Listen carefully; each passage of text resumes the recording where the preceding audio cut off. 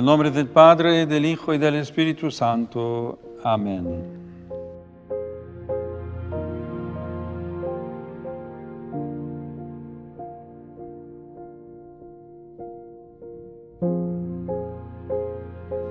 Señor Jesús, buen pastor, tú recorres nuestras calles y plazas, entras en los edificios altos y en los barrios humildes, acompañas silenciosamente a millones que buscan sentido en medio del ruido y la prisa.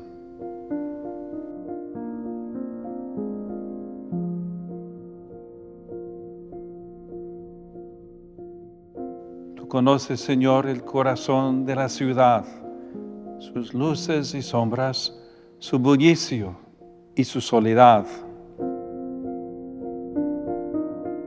Sabemos que las ciudades están llamadas a ser lugares de libertad y oportunidad, pero también pueden transformarse en espacios de anonimato y aislamiento. Por eso hoy te pedimos una mirada nueva, capaz de descubrir en la vida urbana el terreno fecundo para anunciar tu evangelio.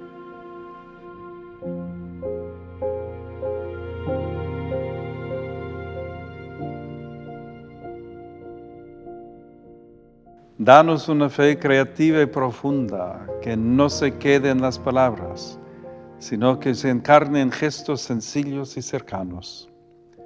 Haznos iglesia en salida, capaz de tender la mano en las periferias, de dar consuelo en la soledad y de sembrar fraternidad donde reina la indiferencia.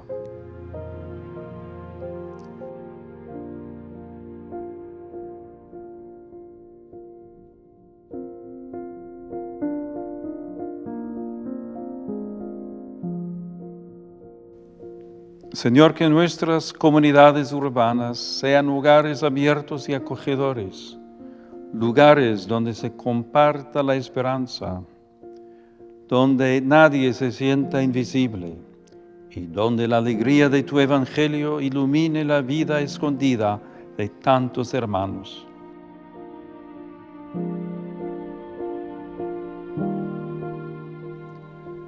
Haznos testigos tuyos en la ciudad, misioneros valientes y creativos que anuncien con la vida tu amor, capaz de superar la prisa, el ruido y el anonimato.